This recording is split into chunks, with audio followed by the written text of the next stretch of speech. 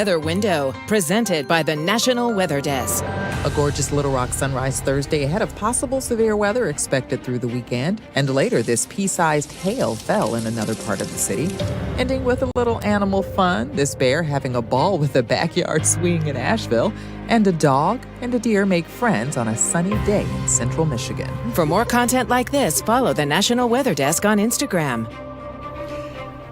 As spring rolls on, orchardists are looking out for when their trees will blossom. We turn to Michigan, where there's been a chilly start to the year. Daniel Zivian has more on what to expect for this year's fruit crop.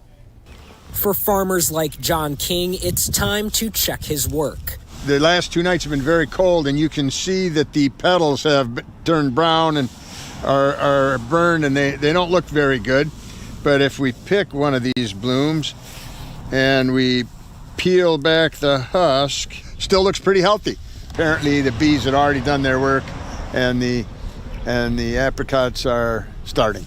Spring at King Orchards will mean more visitors. The remaining stock of t-shirts will soon be joined by fresh fruit, especially cherries. King says the cherry crop is looking up even in a strange year like this. Ordinarily, we have a lot of anxiety as we get into April and May over frost damaging the blossoms and cold weather. This year, that anxiety started in January when all the snow melted. Tarts would probably be more at risk.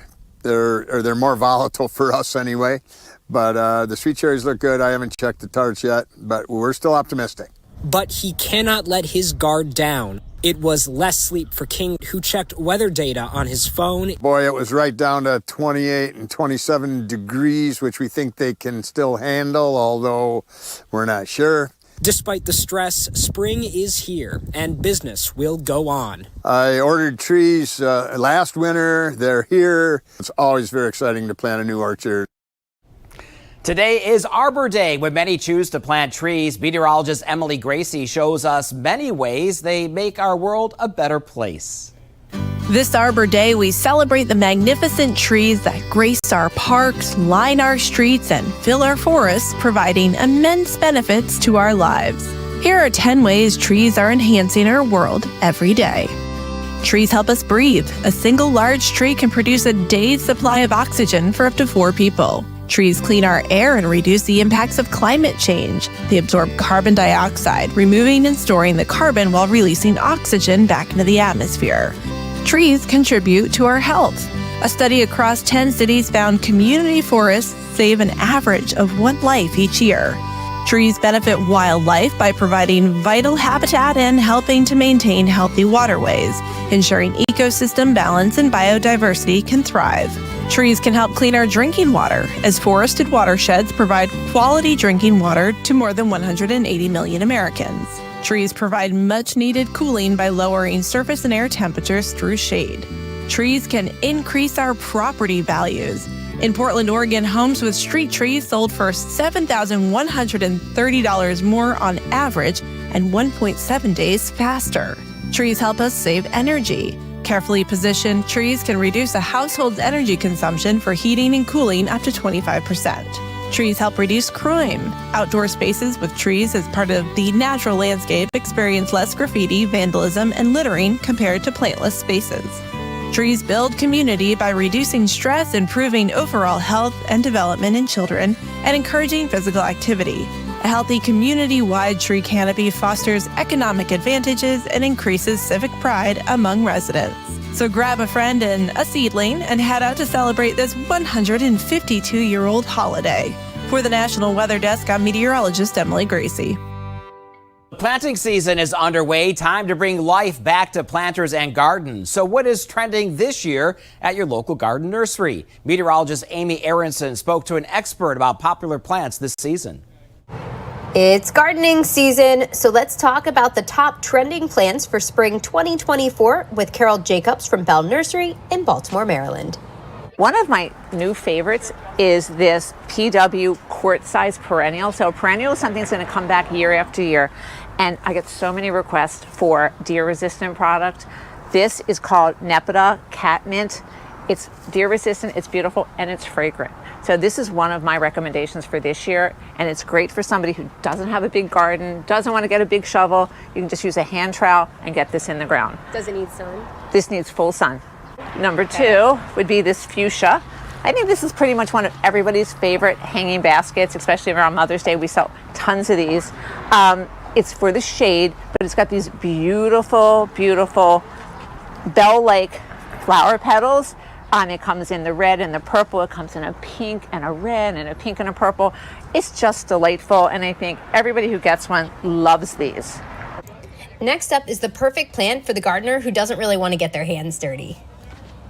You literally can drop and decorate. You have a pot, it's got a little soil in it, it's okay. Drop this in, you have instant impact, instant color, simple, successful, beautiful.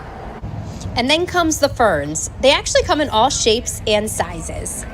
They love shade, so if you put them in the sun, they're going to get a little sunburn. And then if you scoot over here, we've got these really cute mini ferns. So these are great if you just want to add a little texture to a flower pot in the shade.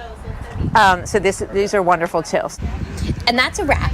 Happy gardening, everybody. I'm meteorologist Amy Aronson in Baltimore, Maryland.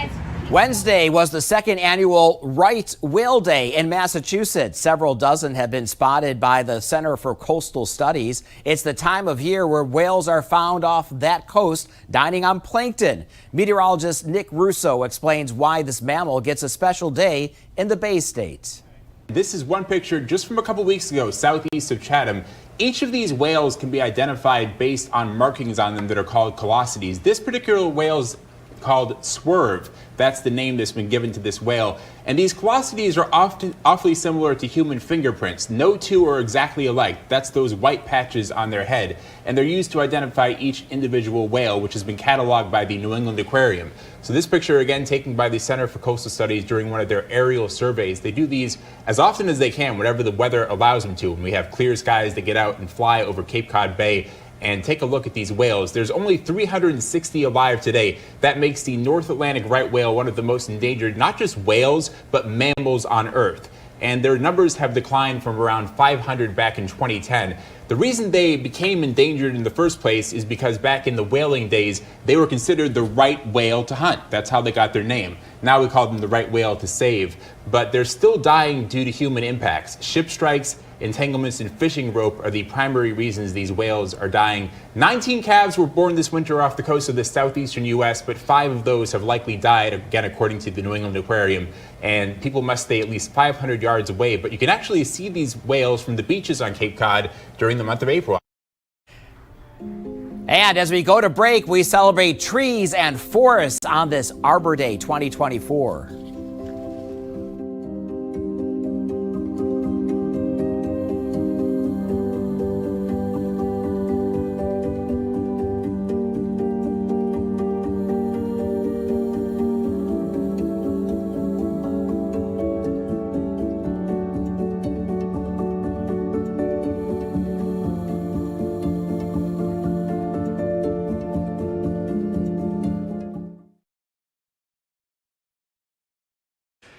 Good Friday morning, everyone. I'm meteorologist Andrew Buck-Michael. We have the potential for some strong to severe thunderstorms today, so make sure that you are weather aware if you're going to be anywhere around the Midwest throughout the day today. But warm, a lot of us in the 60s or 70s, a little cooler to the north in the 50s. As we take a look ahead to the day tomorrow, still staying pretty mild for most of the Midwest with the scattered rain across the area. And this pattern is going to continue to roll on into Sunday and even next week with a lot of temperatures above normal. Good morning, I'm meteorologist Alex Garcia. Here's a look at your regional weather. We've got some storms early this morning from Oklahoma all the way down into the Dallas area. Otherwise, temperatures into the 60s and 70s down to the south. Pretty warm, pretty humid. Weak cold front pushing through. We could see some significant hail with storms all the way from Oklahoma into Arkansas and into northeast Texas a little bit later in the day. Temperatures will be warming up. Pretty warm for this time of the year and humid as well. I'm meteorologist Alex Garcia. That's a look at your regional weather. Well, hi there, everybody, and good Friday morning, the final one of April. I'm meteorologist Shannon O'Donnell. Out west, we're cooling down in the deserts. We were in the triple digits earlier this week in Phoenix, but back down to a more reasonable 82 in the Valley of the Sun. Upper 60s in the Mile High and 55 today out of Portland. That's because scattered showers continue to roll through the Pacific Northwest. It'll be gusty at times today in the deserts of Southern California. And that's the scene from here.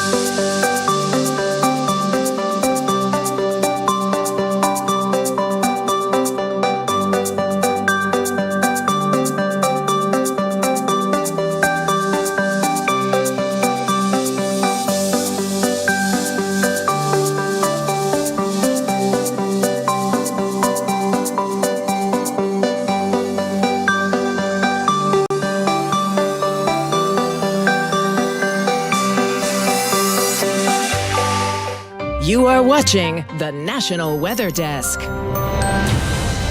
It's another big weekend for motorsports. Meteorologist Brandon Lawson has the weather outlook for some of the big races.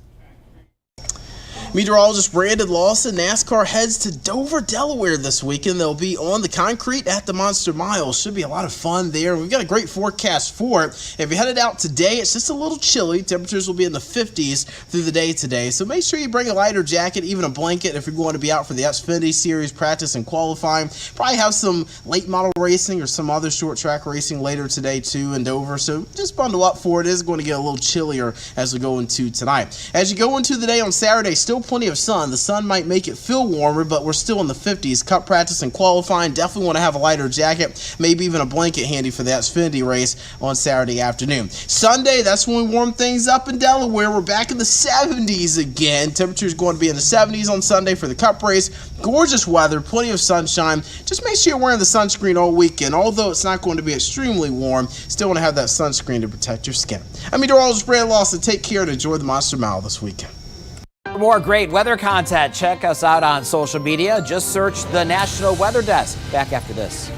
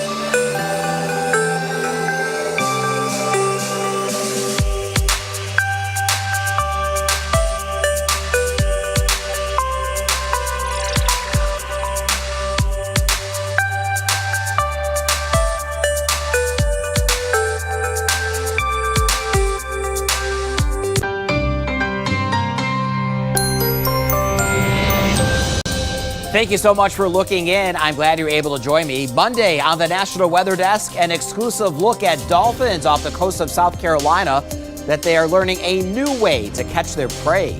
I'm meteorologist Steve Rudin from WJLA in Washington, D.C. I'll see you back here on Monday.